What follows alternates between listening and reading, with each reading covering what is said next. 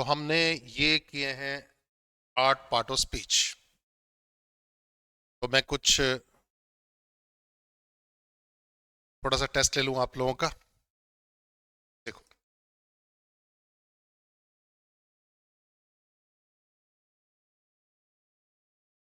This is a train.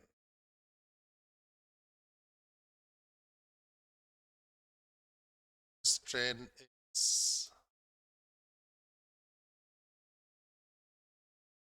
Running.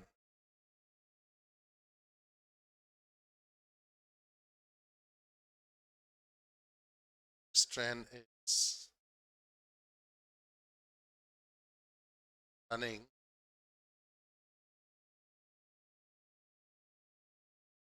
The हिल। इसमें हम one, there are ups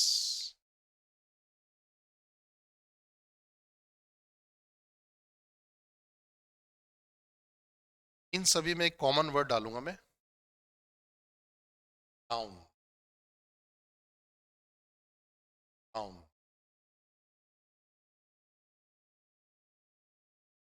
down, down,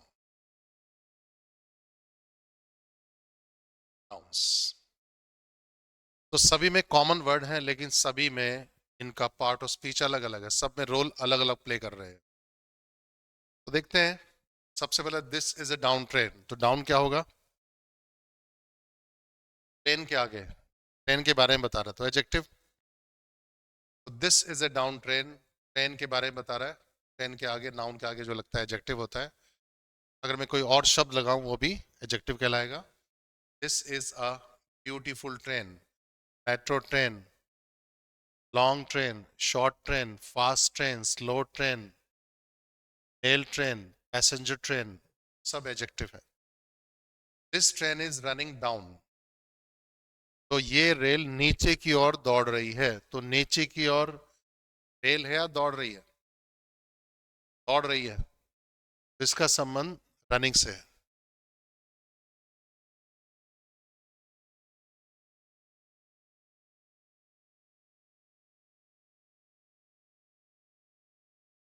ये आपके सामने कुछ सेंटेंसेस हैं, इनमें कुछ कॉमन वर्ड्स हैं। जैसे डाउन है, तो इसका आपको पार्ट ऑफ स्पीच बताना है।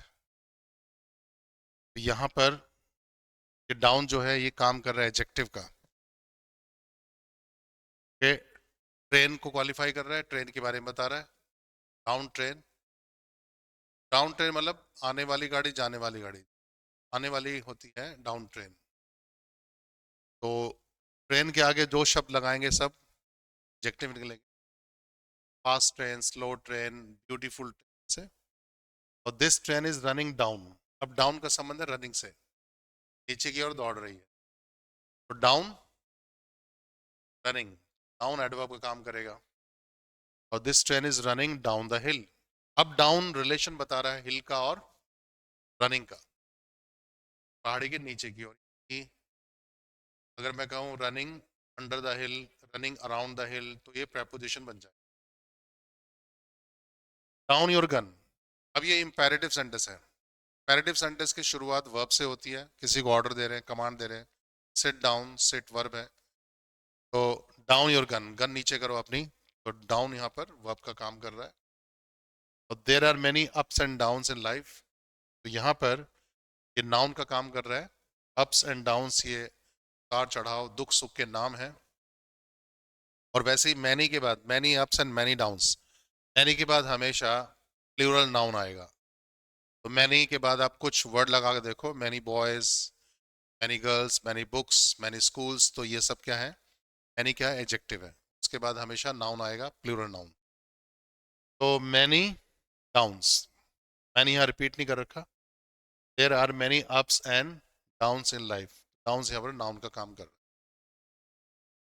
तो इस तरह से ये पार्ट ऑफ स्पीच आपके काम करते हैं। तो अब आगे बढ़ने से पहले एक छोटी सी बात डिस्कस कर लें, उसके बाद हम नेक्स्ट टॉपिक स्टार्ट करेंगे। वो है, जो हम बातें करते हैं सारा दिन, वो हम दो मोड में करते हैं, दो तरीके से करते हैं। एक होता है एक्टिव वॉइस, एक होता है पैसिव वॉइस।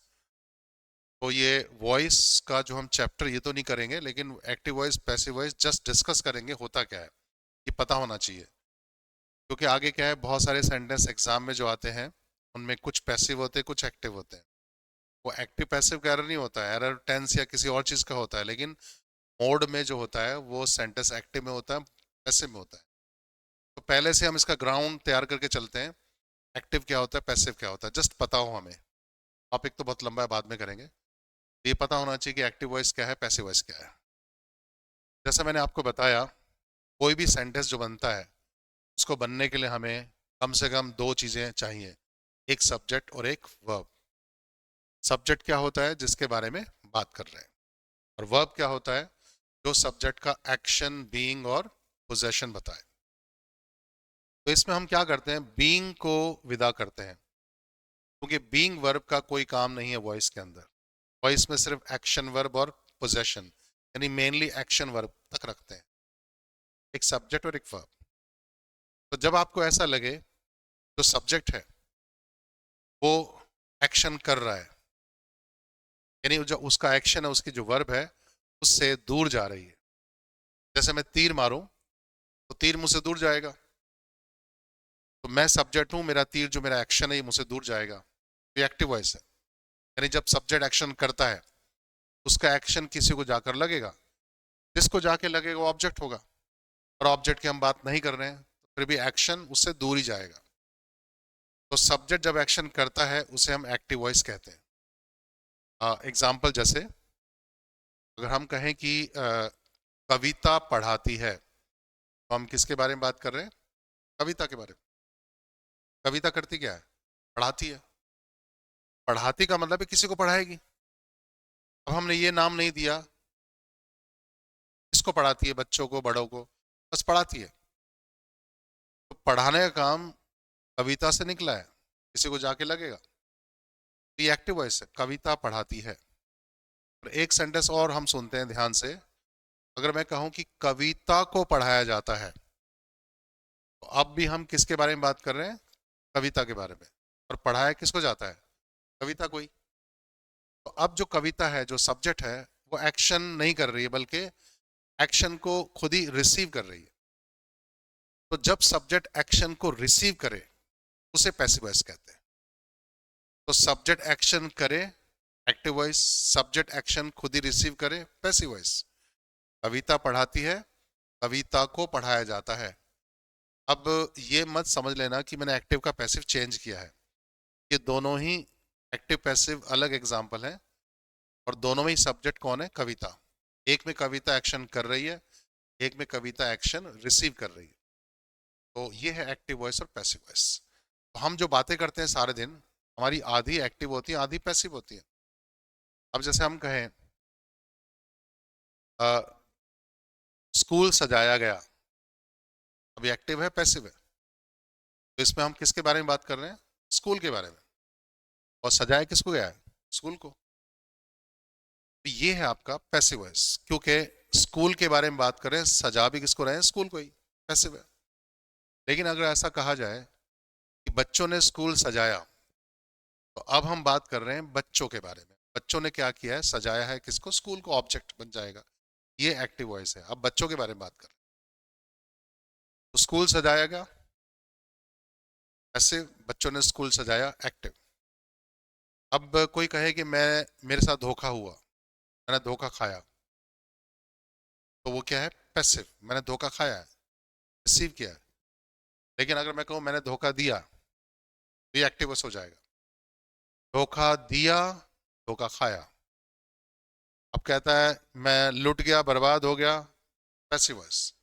मैं लूट लिया, बर्बाद कर दिया, एक्टिव वॉइस। लूटा किसी को, मैं खुद लूट गया, पैसिव। अब हमें हंसाया गया, ये है पैसिव वॉइस। हमारे बारे बात कर रहे हैं और हमें ही हंसाया गया, तो पैसिव है। लेकिन हमने हंसाया, किसी को हंसाया, मैं हैरान हो गया, पैसिव, और मैंने हैरान कर दिया, एक्टिव। एक्टिव पैसिव में क्या है, इतनी सी बात है, ये ध्यान में रखने वाली है। सब्जेक्ट एक्शन करे एक्टिव, सब्जेक्ट एक्शन रिसीव करे पैसिव। तो हमने एक्टिव और पैसिव का कोई चैप्टर नहीं किया है, बस ये समझा है कि हमारे सामने सेंटेंस जो आते हैं दो मोड में आ सकते हैं, एक्टिव मोड में या पैसिव मोड। तो इसको हम समझते हैं, मैं इसको ऐसा लिखवा दूं। देखिए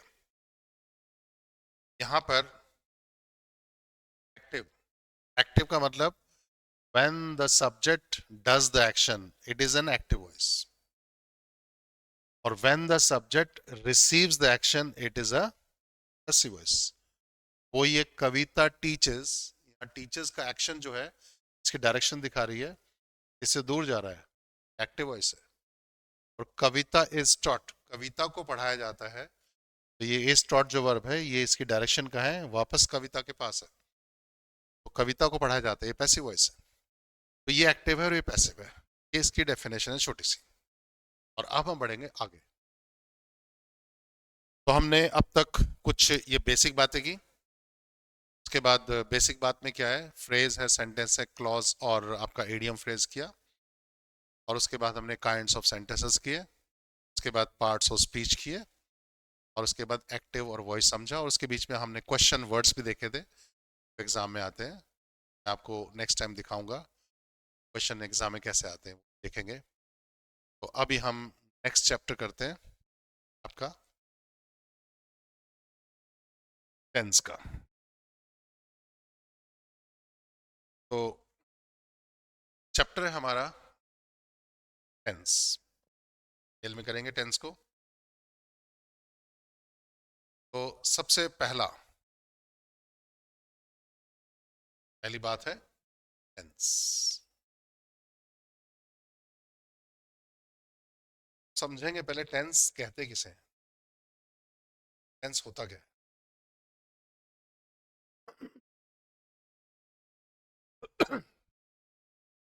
देखिए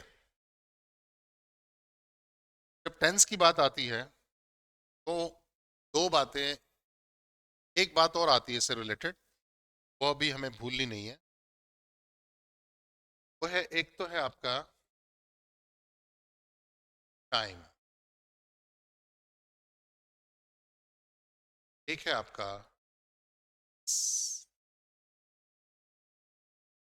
टाइम और टेंस, इन दोनों को समझेंगे, इन दोनों में काफी फर्क है। तो पहले हम समझते हैं टाइम, ये टाइम क्या है। तो अगर आपको टाइम कभी देखना हो, पता करना हो, तो आपकी नजर कहाँ जाएगी, सीधा घड़ी पर, घड़ी में देखेंगे। तो इसका ये मतलब है टाइम का संबंध होता है घड़ी से, घड़ी को हम वॉच कह दें, क्लॉक कह दें, क्लॉक से होता है। तो क्लॉक पे जब आप देखते हैं,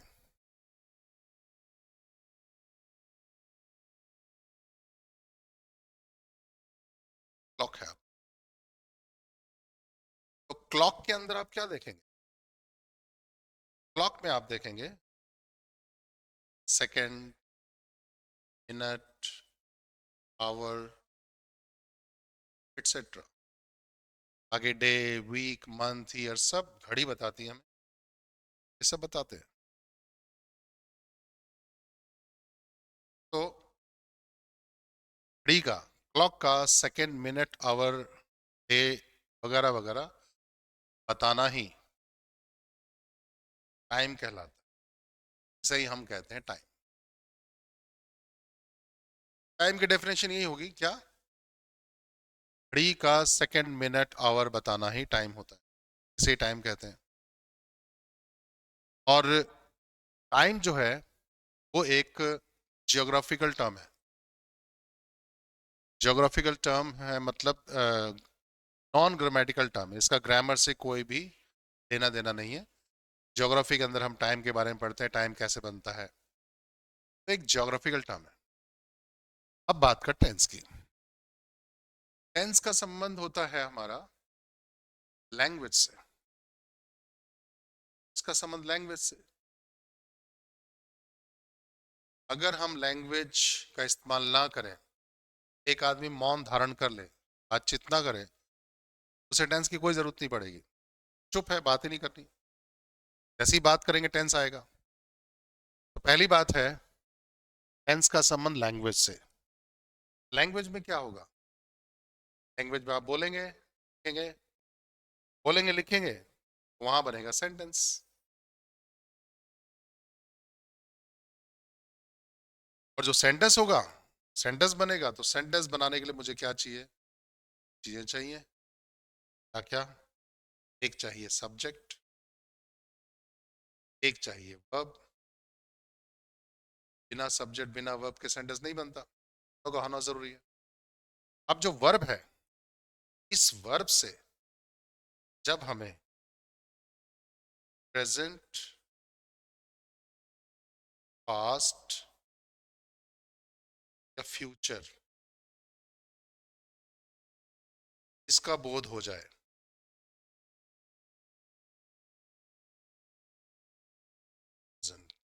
प्रेजेंट पास्ट फ्यूचर से ही हम टेंस कहते हैं। ये कहलाता है हमारा। सिंपल यही डेफिनेशन है हमारी कि वर्ब का प्रेजेंट पास्ट फ्यूचर बताना ही टेंस होता है। बड़ी सिंपल। और टेंस एक ग्रामेटिकल टर्म है, इसका संबंध ग्रामर से है, और टाइम का संबंध ग्रामर से नहीं है। तो दोनों की डेफिनेशन साफ सुथरी है। टाइम घड़ी के द्वारा सेकंड मिनट आवर बताना ही टाइम होता है, और वर्ब का वर्ब का प्रेजेंट पास्ट फ्यूचर बताना ही टेंस कहलाता है। ये दोनों फर्क है। ये डेफिनेशन लिखेंगे, क्योंकि आप देखो, टेंस का संबंध वर्ब से होता है और किसी से नहीं होता। अब मैं एक सेंटेंस बोलूंगा और आप उसमें टाइम का इस्तेमाल बिल्कुल नहीं करूंगा। एक सेंटेंस बोलूंगा और सेंटेंस को सुनते ही आप फट से बताएंगे प्रेजेंट पास्ट फ्यूचर, आपके मुंह से निकल जाएगा अपने आप। अब जैसे मैं कहता हूं, हम दिल्ली गए थे, तो दिल्ली गए थे हम, कौन सा होगा? पास्ट। हम दिल्ली जाएंगे, फ्यूचर। हम दिल्ली जा रहे हैं, प्रेजेंट। किस बात से पता लगा?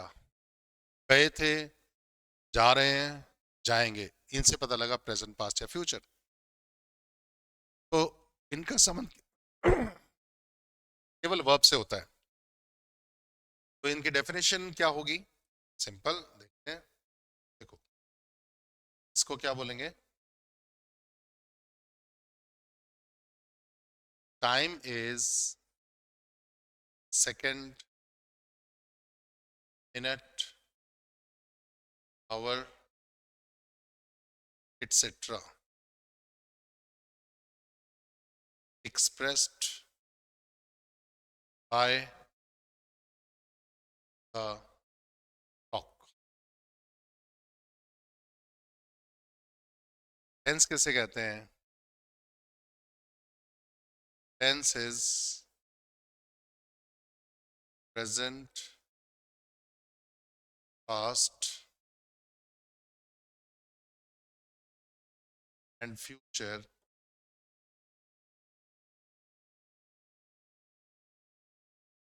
expressed by a verb sentence. तो सेंटेंस में वर्ब का प्रेजेंट, पास्ट या फ्यूचर बताना ही टेंस कहलाता है। और इसके बारे में एडिशनल इंफॉर्मेशन क्या थी? Time is a non grammatical term. Grammar से कोई मतलब नहीं है। इसमें क्या लिखेंगे? टेंस इज अ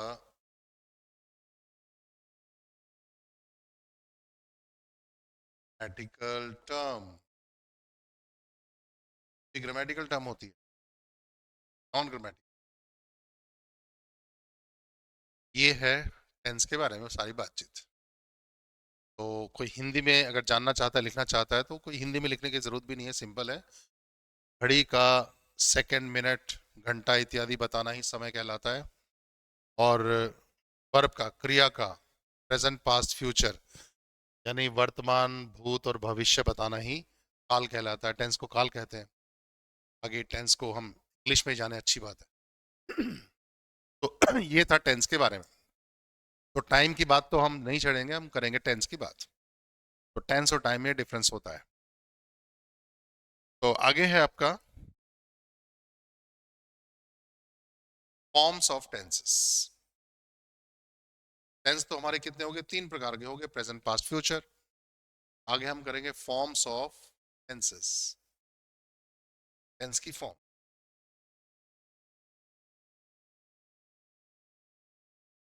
अब फॉर्म्स 4 होती हैं आपकी।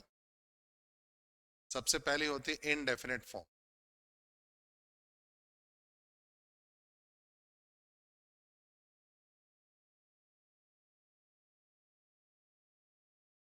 इनडेफिनेट, या इसको हम सिंपल भी कह देते हैं, सिंपल फॉर्म।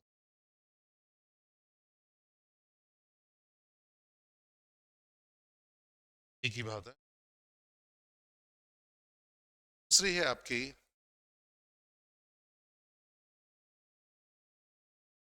कंटिन्यूअस या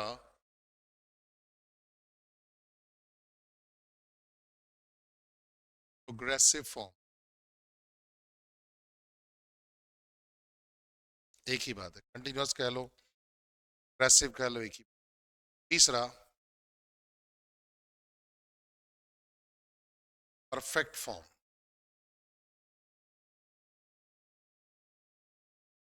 चौथा होता है आपका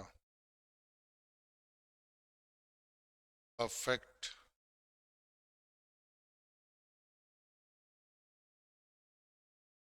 continuous form.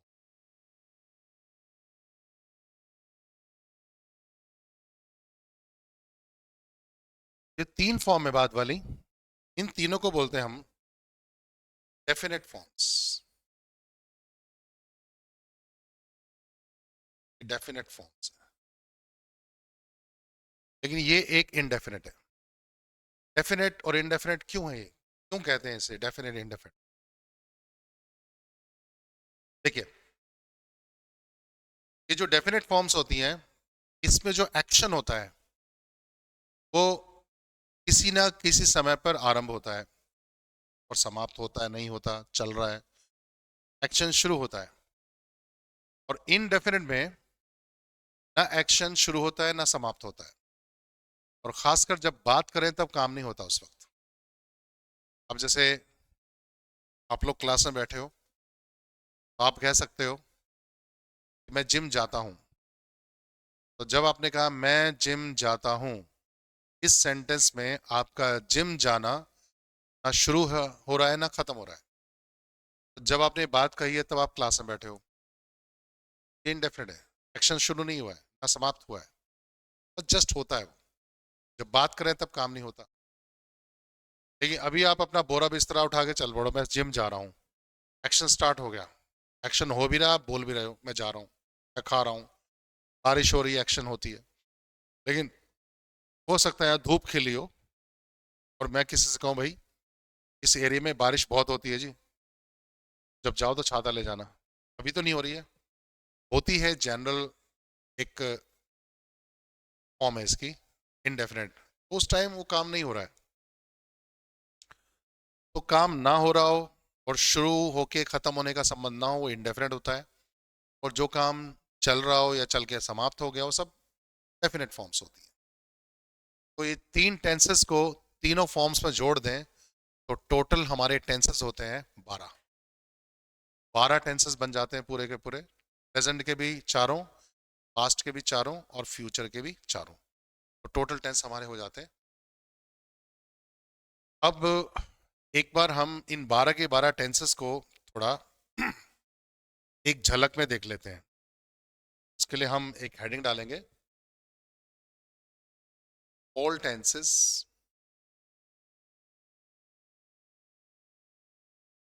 Eight a glance. Glance का अर्थ होता है झलक, एक झलक। एक झलक में 12 के 12 टेंस। तो मैं लिख रहा हूं, देखो कैसे। सबसे पहला है आपका प्रेजेंट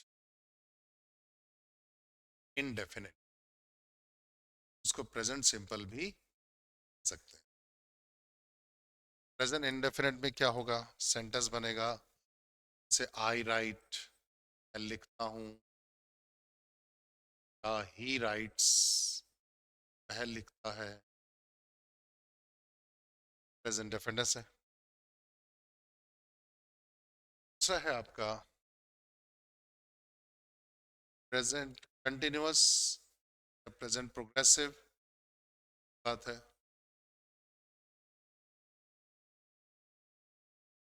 ये प्रेजेंट कंटिन्यूअस है, इसमें कोई रहा है, इसमें हम बोलेंगे से I am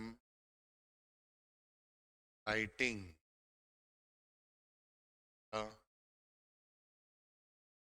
is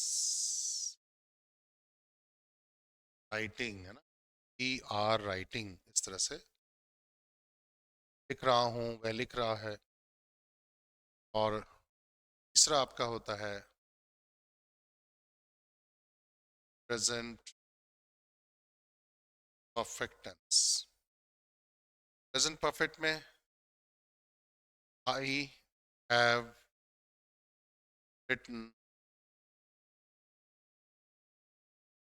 he has written,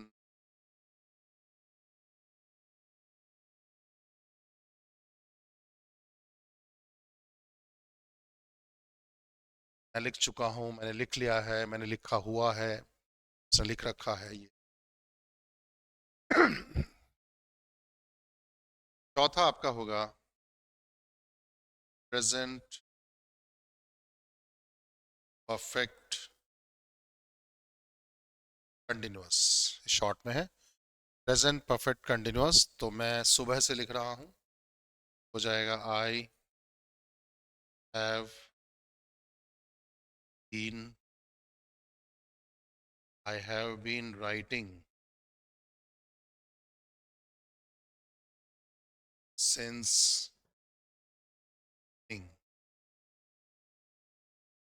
I have been writing since morning.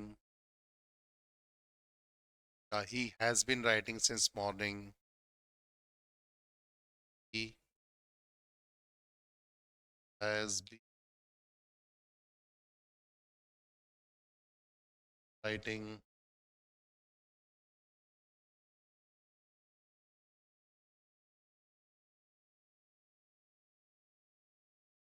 since morning. सुबह से लिख रहा हूँ, वह सुबह से लिख रहा है। ये है आपका प्रेजेंट के चारों। उसके बाद दूसरा है आपका, दूसरा का पांचवा पास्ट डेफिनेट,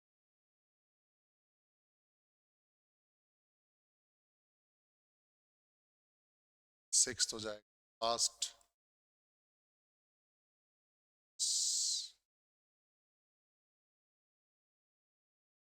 सेवन हो जाएगा पास्ट परफेक्ट, आठवां हो जाएगा पास्ट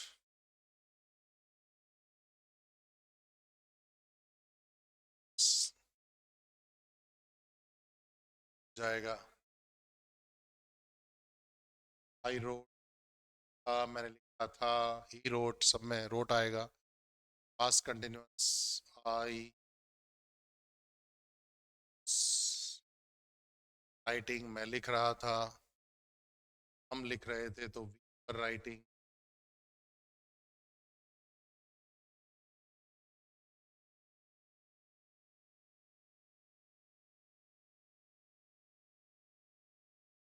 मैं लिख चुका था,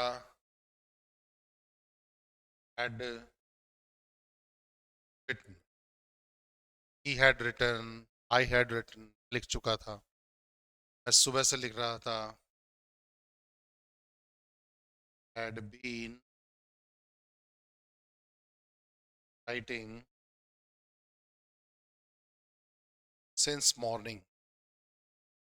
सुबह से लिख रहा था, I had been writing since morning. ये है आपका past perfect, past perfect, sorry past tense पूरा, पास्ट के चारों। और उसके बाद है नौ, नौवा है आपका फ्यूचर इन,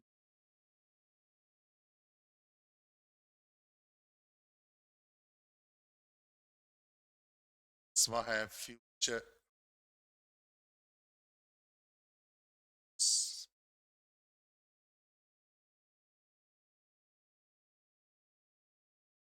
11वां है फ्यूचर परफेक्ट,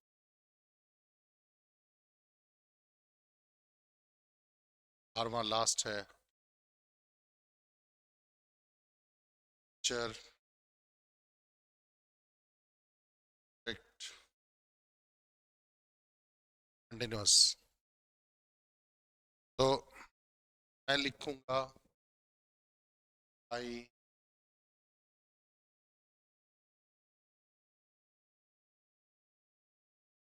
करते हैं रहा हूँ, शैल,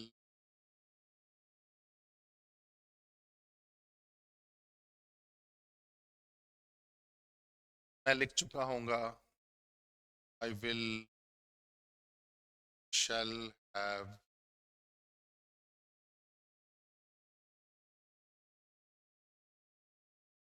सुबह से लिख रहा हूँगा I will, shall have been writing since morning.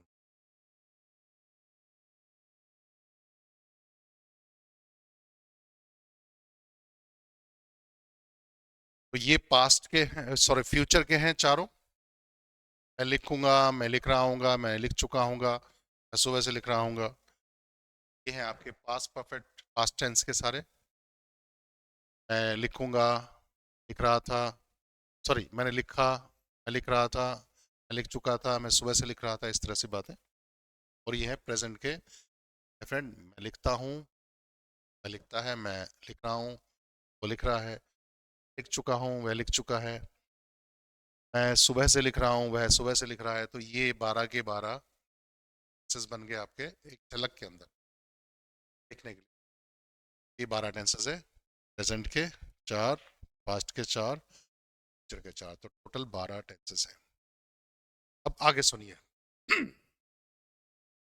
Tense के नाम पर हमें जो सिखाया जाता है बचपन से, वो कुछ ऐसी बातें भी होती हैं, ता ते ती, रहा रहे, चुका चुके, इस तरह की बातें हम सीखते हैं। तो ये तरीका कोई गलत तो नहीं है, सही है, क्योंकि उसका कारण है, हम जिस समाज में रहते हैं सब हिंदी बोली जाती है, हमारे खून में हिंदी बहती है, समझते हैं हम बातों को। तो हिंदी में ही हम दूसरी भाषा को ज्यादा अच्छे ढंग से समझ सकते हैं। तो हिंदी का सहारा लेकर हमें ये ता तेती के माध्यम से टेंस सिखाए जाते हैं, तो गलत नहीं है। लेकिन ता तेती रहा रहे एक सीमा तक काम करते हैं, उसके बाद काम नहीं करते। एग्जाम्पल सुनिए, जैसे मैं पूछूं आपसे कि भाई मैं कार चला रहा हूँ, कौन सा टेंस है? तो आप सुनते ही जाना है समझाओ, बोलेंगे प्रेजेंट कंटिन्यूअस है। रहा रहे किस में आता है? प्रेजेंट कंटिन्यूअस, कंटिन्यूअस में आता है, बिल्कुल सही है भी है। मैं कार चला रहा हूँ, प्रेजेंट कंटिन्यूअस है। मैं कुछ सोच रहा हूँ, ये भी क्या है? कंटिन्यूअस है। वो खाना बना रही है, ये कंटिन्यूअस है। उसे जलने की महक आ रही है, मुझे एक बंदर दिखाई दे रहा है, कंटिन्यूअस है। और मैं आपकी समस्या समझ रहा हूँ, कंटिन्यूअस है। ये सारे सेंटेंस कंटिन्यूअस थे, अरे सारे कंटिन्यूअस थे हिंदी में, तो जैसे मैंने आप बोला वैसे हम बोलते हैं। लेकिन जब इसकी इंग्लिश बनेगी, इन सब की इंग्लिश बनाएंगे, तो पहले 3 टेंस जो थे, सेंटेंस थे पहले, वो जरूर कंटिन्यूअस थे, कि बाकी के कंटिन्यूअस नहीं थे। जब उनकी इंग्लिश बनेगी तो कंटिन्यूअस टेंस में नहीं आएगी, उसका टेंस बदल जाएगा, वहां से दिक्कत पैदा होती। तो कोई और टेंस बनेगा, सुनने में रहा रहे हैं सारे, लेकिन जब इंग्लिश बनेगी तो अब आई एम अंडरस्टैंडिंग नहीं बोलते, गलत है। तो उसका और तरीका है बोलने का, जानेंगे सीखेंगे। कहने का मतलब यहाँ दिक्कत आती है। और देखिए, अगर मैं कहूँ कि मैं आपको जानता हूँ, टेंस कौन सा बनेगा? अब ता तेती सिखाए प्रेजेंट डेफिनेट में आता है, और आता भी है, तो ये है भी, मैं आपको जानता हूँ प्रेजेंट डेफिनेट है। लेकिन लफड़ा कब होगा? जब मैं कहूँगा मैं आपको 10 सालों से जानता हूँ, मैं उसे बचपन से जानता हूँ, अब ये प्रेजेंट डेफिनेट नहीं होगा। लगी ता तेती आया है, सब आया है, प्रेजेंट डेफिनेट नहीं है, कुछ और बनेगा ये। तो ये सब करेंगे, तो इन बातों को लेकर भी डिस्कस किया जाएगा। तो अब टेंसेस को हम 2 लेवल पर सीखेंगे। एक तो नॉलेज लेवल पर, हमें पता होना चाहिए यही ता तेती रहा रे कहाँ आ जाता है, कहाँ नहीं आता, और कितने तरह की हिंदी आ जाती है इस टेंस में। और उसके बाद फिर एग्जाम में इसके क्वेश्चन कैसे आते हैं, कैसे किया जाए, हर टेंसेस के मैं क्वेश्चंस आपको एग्जाम में आए हुए सब दिखाऊंगा, जो भी टेंस करेंगे उससे रिलेटेड क्वेश्चंस। तो हमारा सबसे पहला जो टेंस है वो है प्रेजेंट इंडेफिनिट टेंस। डिटेल में देखिए, सबसे पहला टेंस करेंगे हम लोग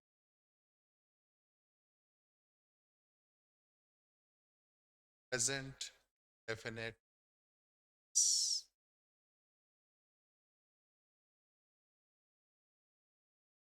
आपका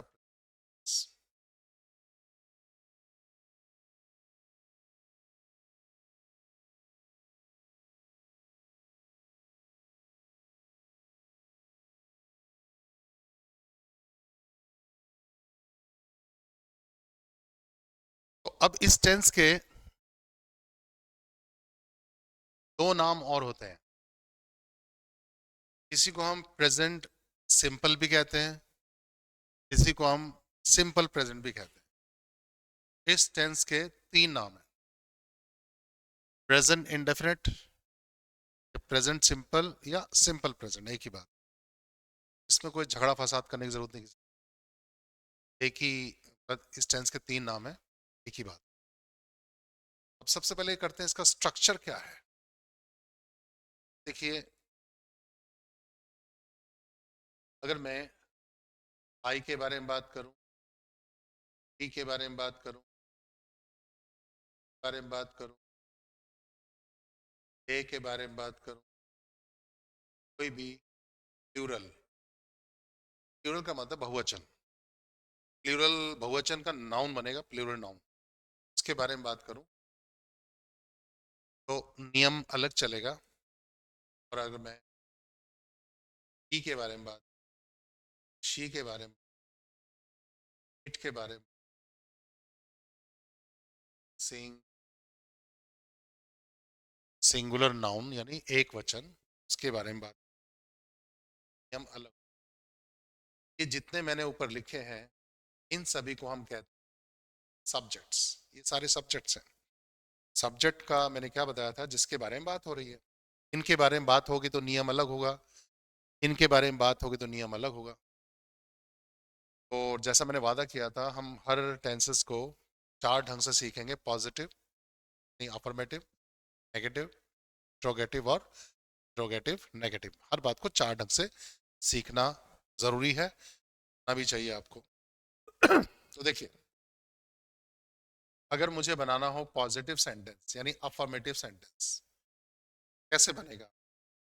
ये सारे हैं सब्जेक्ट, सब्जेक्ट के बाद मुझे क्या चाहिए? वर्ब। एक सेंटेंस को बनने के लिए मुझे क्या चाहिए? सब्जेक्ट और एक वर्ब।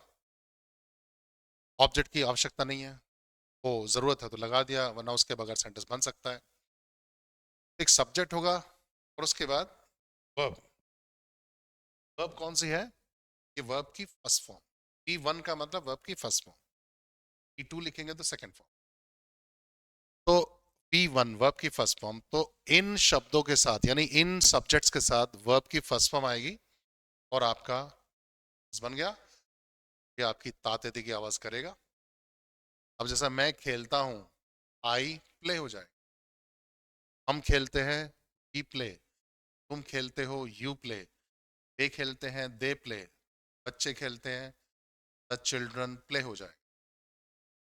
लेकिन इसमें आएगा, ये सारे सब्जेक्ट हैं, वर्ब की फर्स्ट फॉर्म तो आएगी, साथ में एस या ई एस जुड़ जाए। He plays, she plays, it plays, और सिंगुलर कोई भी, जैसे राहुल खेलता है तो राहुल प्लेज।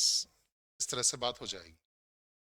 अगर इसका हमें बनाना हो नेगेटिव सेंटेंस, तो नेगेटिव सेंटेंस कैसे बने? यहाँ हम लगाएंगे सब्जेक्ट, सब्जेक्ट के बाद नॉट, बाद वर्ब फर्स्ट फॉर्म। इसको शॉर्ट में क्या बोलते हैं? डोंट। मैं नहीं खेलता, I do not play. I don't play, we don't play, they don't play से देंगे। और वह नहीं खेलता तो ही डज, मतलब डू के आगे ईएस लगकर डज बन जाएगा, अब नॉट होगा। और अब वर्ब की फर्स्ट फॉर्म में एस या ईएस नहीं लगेगी। He does not play, short में क्या बोलेंगे? He doesn't play, she doesn't play, इन सब के साथ। और इसका हमें बनाना हो पॉजिटिव में क्वेश्चन, क्या तुम खेलते हो, जगह डू, सब्जेक्ट वर्ब की फर्स्ट फॉर्म। क्या तुम खेलते हो, डू यू प्ले। क्या वह खेलता है, तो डज, सब्जेक्ट वर्ब की question mark, does he play. इसका इंट्रोगेटिव और नेगेटिव मुझे बनाना हो तो टू, सब्जेक्ट, नॉट, वर्ब की फर्स्ट फॉर्म। और इसको शॉर्ट में भी लिखा जा सकता है ऐसे, डोंट, सब्जेक्ट वर्ब की फर्स्ट फॉर्म क्वेश्चन मार्क।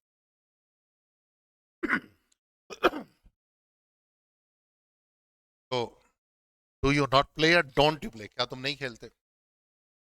और इसमें डज, सब्जेक्ट, नॉट, वर्ब की first form question mark. Short में इसको बोलेंगे doesn't, subject form question mark bracket में। तो ये कोई भी गलत नहीं है, सही है, लेकिन ये स्पोकन में इस्तेमाल करते हैं हम इनफॉर्मली।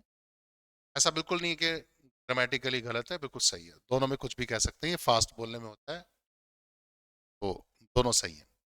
और इंट्रोगेटिव, इंट्रोगेटिव इन दोनों के आगे, मतलब इन पूरे सबके आगे, कभी सोचो इन्हीं के आगे, इस पूरे सबके आगे हम लगाएंगे अपने प्यारे प्यारे क्वेश्चन वर्ड्स, डब्लू।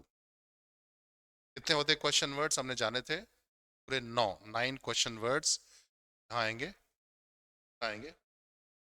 ऐसे देखो, अगर मैं कहता हूं क्या तुम पढ़ते हो जाएगा डू यू रीड।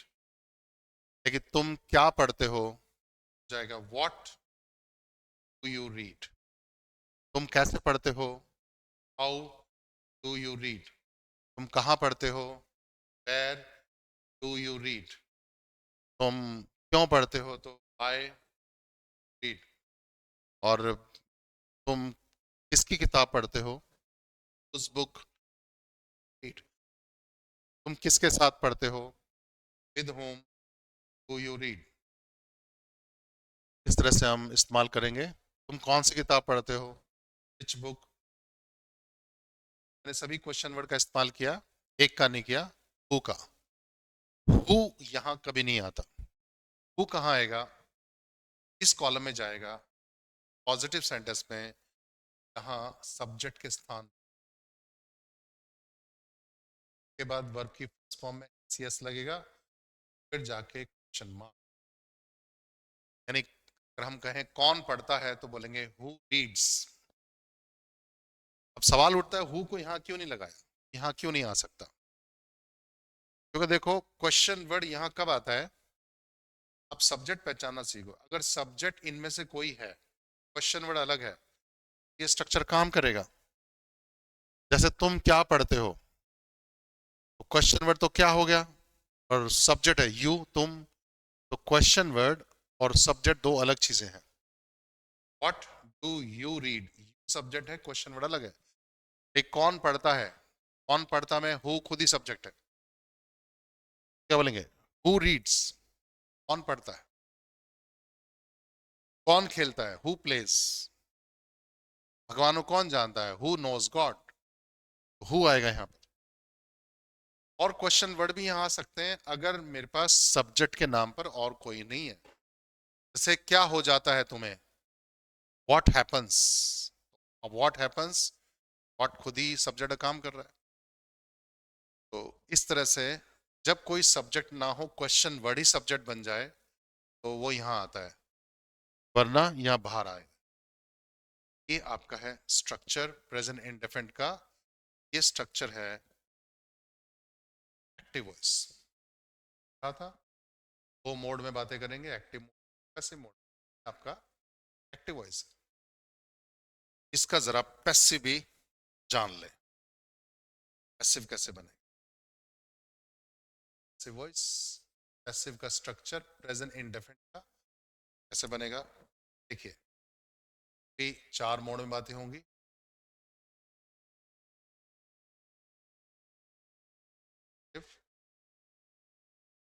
नेगेटिव से देखो, सब्जेक्ट इसमें लगेगा is am are,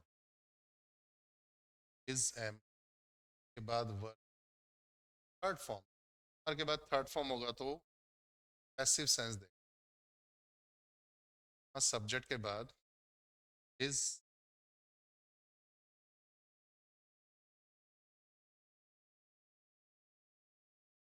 third form is am are में सब्जेक्ट और से इज एम आर, सब्जेक्ट के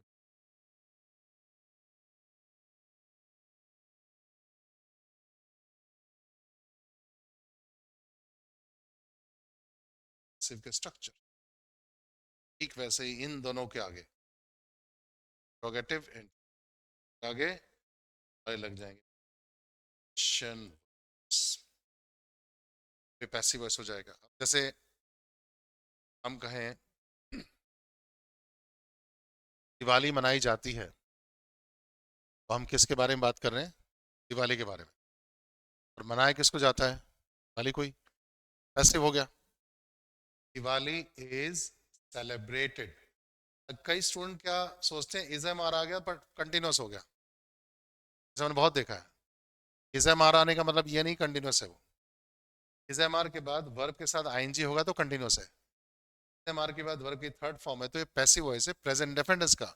इसमें आपको हिंदी में ताते की आवाज ही आएगी। तो दिवाली मनाई जाती है तो बोलेंगे दिवाली इज सेलिब्रेटेड। और दिवाली नहीं मनाई जाती है, दिवाली इज नॉट सेलिब्रेटेड। क्या दिवाली मनाई जाती है, इज दिवाली सेलिब्रेटेड। और क्या दिवाली नहीं मनाई जाती, इज दिवाली। ये क्वेश्चन वर्ड्स आ जाएंगे ऐसे ही कि दिवाली क्यों मनाई जाती है, वाई इज दिवाली सेलिब्रेटेड। ये मत बोलना वाई दिवाली इज, आदत होती है हमारी बोलने की। Why is Diwali celebrated, Diwali क्यों मनाई जाती है, वाई। कहाँ मनाई जाती है, where, where is Diwali celebrated. Diwali किस महीने में मनाई जाती है, तो in which month is Diwali celebrated. Diwali कैसे मनाई जाती है, हाउ इज दिवाली सेलिब्रेटेड। इस तरह से हम सारे सेंटेंस बना सकते हैं। और मैं कहूँ कि बच्चों में मिठाइयाँ बांटी जाती है हर मंगलवार को, बोलेंगे sweets are distributed among the children every Tuesday, every. ये पैसिव बन जाए। ये है आपका एक्टिव पूरा, पैसिव। अगर हम कहें कि हम दिवाली मनाते हैं, ये एक्टिव वॉइस है, तो हम दिवाली मनाते हैं, इसमें हो जाएगा वी सेलिब्रेट दिवाली। लेकिन दिवाली मनाई जाती है, दिवाली इज सेलिब्रेटेड। तो मैं कहता हूं यहां पंखे ठीक किए जाते हैं, फैंस आर रिपेयर्ड हियर। तो अगर मैं कहूं यहां पर बाइक सर्विस की जाती है, ऐसे में तो बाइक्स आर सर्विस्ड हियर, ऐसे हो जाएगा।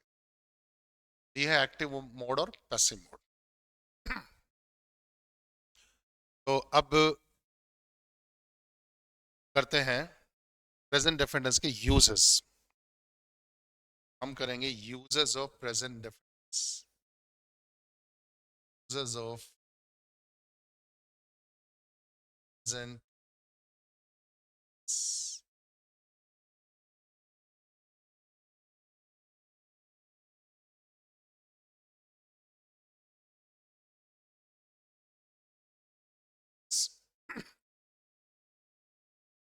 सबसे पहला यूज हमारा आ रहा है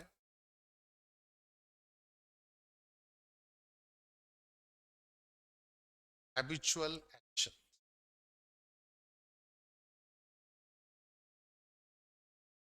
हैबिचुअल एक्शंस यानी जो रोज हम करते हैं हैबिट के तौर पर। इतने बजे सो जाता हूँ, इतने बजे उठ जाता हूँ, इतने बजे पढ़ता हूँ, इतने बजे मैं बर्तन साफ करता हूँ। ये आपका काम होता है, सारा दिन रेगुलर होता है। हफ्ते में एक बार होता है, 2 बार होता है, 3 बार, ये रेगुलर होता रहता है हर दिन। इसमें एडवर्ब फ्रीक्वेंसी ज़्यादा आती हैं, तो ये प्रेजेंट डेफिनेट्स में बोले जाते हैं सारी एक्शंस। जैसे मैं कहता हूँ कि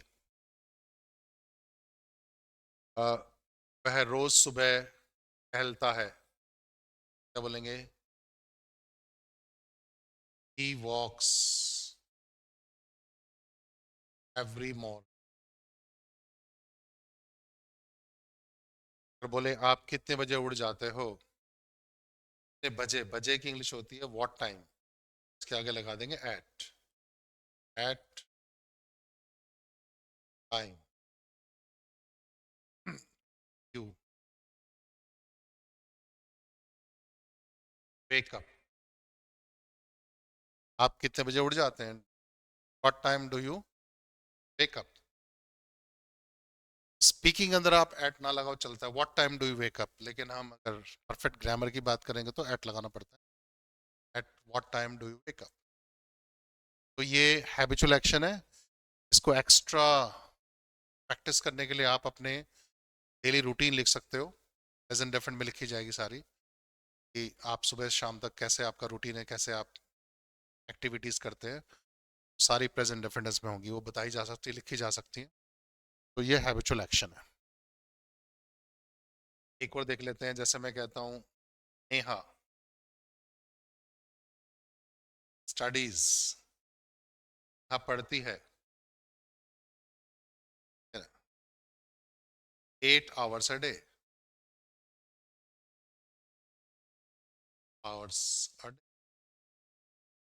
क्या मतलब हुआ? नेहा दिन में, एक दिन में 8 घंटे पढ़ती है, उसका ये हैबिचुअल एक्शन है। दूसरा, दूसरा हम बताते हैं हॉबीज के बारे में।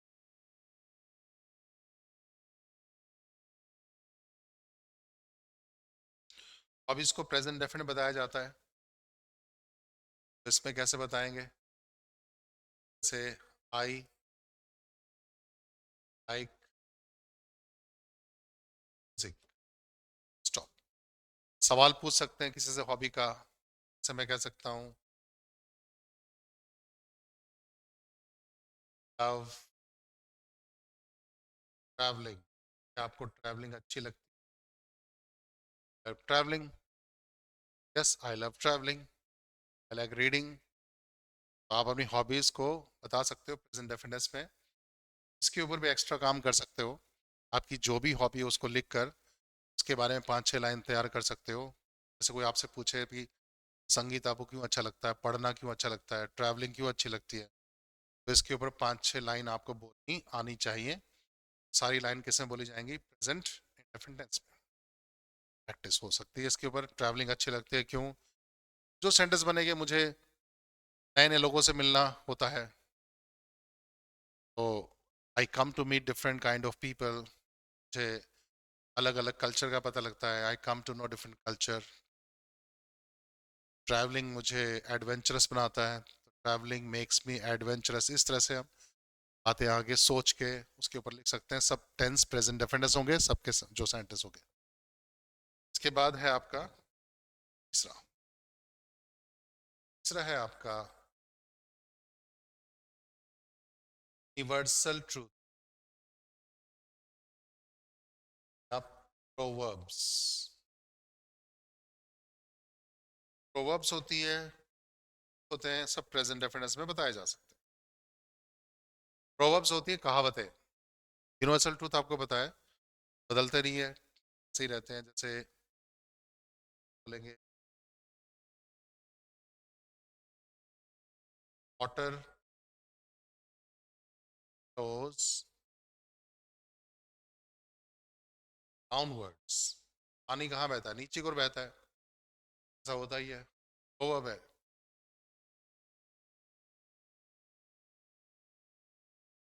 Barking dogs seldom bite. Barking dog seldom bite. वो गरजते हैं, वो बरसते नहीं। उसकी इंग्लिश होती है barking dog seldom bite. Seldom कभी कभार काटते हैं वाले। तो ये कहावत है, तो प्रेजेंट डेफिनेट्स में है ये। चौथा। चौथा, अगर आपको अपना कल्चर बताना हो किसी को, फेस्टिवल्स, रीति, फेस्टिवल भी से आपके कल्चर का ही हिस्सा है। फेस्टिवल पाए जाते हैं। अब जैसे कल्चर आपको बताना है, जैसे south Indians eat rice.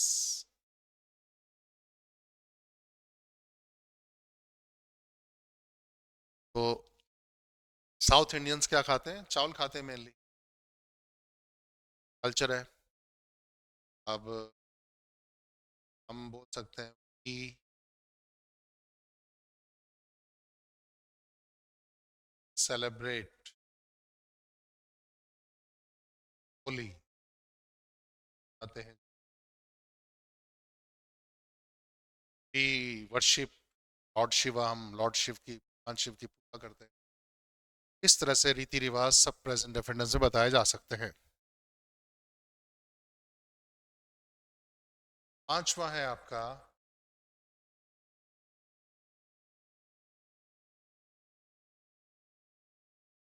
Being in present.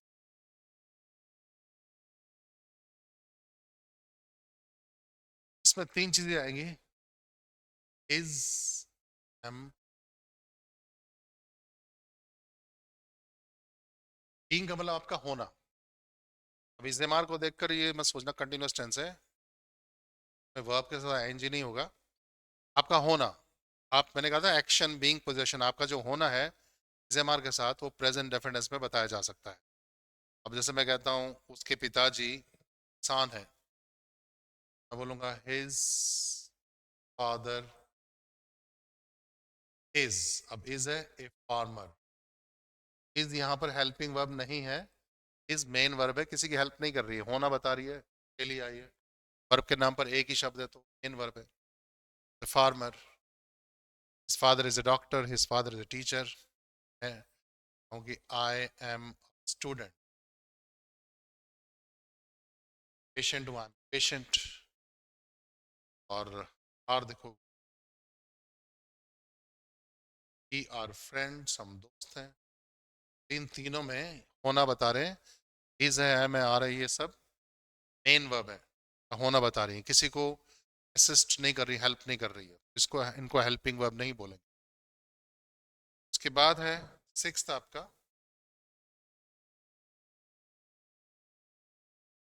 Time table. Time table क्या है? यहाँ से आपकी हिंदी बदलेगी। मैंने कहा था इंग्लिश प्रेजेंट डेफिनेट में तातेती की आवाज़ आती है, यहाँ पर हिंदी में तातेती की आवाज़ नहीं आएगी, इसमें आपको आएगी गागे की। टाइम टेबल हम जो बताते हैं तो हमारे मुंह से गागे की निकलता है। अब स्टेशन पे हमें फ़ोन करके पता करना है कि भाई ये कालका एक्सप्रेस कितने बजे आएगी, शताब्दी एक्सप्रेस कितने बजे आएगी, हमारे मुंह से हमारे मन में चल रहा है गागे की। तो अगर हमने कहा एट व्हाट टाइम विल कालका एक्सप्रेस अराइव या विल दिस ट्रेन अराइव, तो गलत हो जाएगा। मुझे इसका इस्तेमाल प्रेजेंट डेफिनेट में करना है। जो भी टाइम टेबल होता है स्कूल का, कॉलेज का, बस का, ट्रेन का, प्लेन का, तो हमेशा प्रेजेंट डेफिनेट। तो अगर एग्जाम में कभी दिखता है प्लेन और ट्रेन का सेंटेंस, बस का, तो प्रेजेंट डेफिनेट में बताया जाता है। जब उसको छूटने की बात हो, बस ट्रेन को छूटना हो, बस ट्रेन का आने की बात हो, प्रेजेंट डेफिनेट में बताया जाता है। इस प्रकार से देखो, अगर मैं इसमें लिख दूं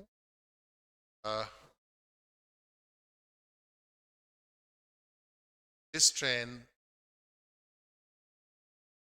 विल अराइव एट 7 AM, बिल्कुल जाएगा। ड्राइव नहीं, हिंदी में गागे की चल रहा है माइंड में, तो लगा देता तो गलत है, अराइव्स।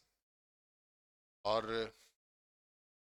पूछना है कि आपका फ्लाइट कितने बजे उड़ान भरेगा, तो अगर मैं कहता हूँ at what time will your flight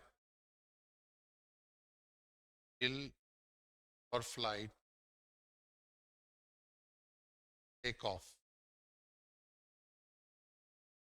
question mark, तो ये पूरा गलत हो जाएगा। तो मुझे यहाँ लिखना पड़ेगा जगह does, at what time does your flight take of.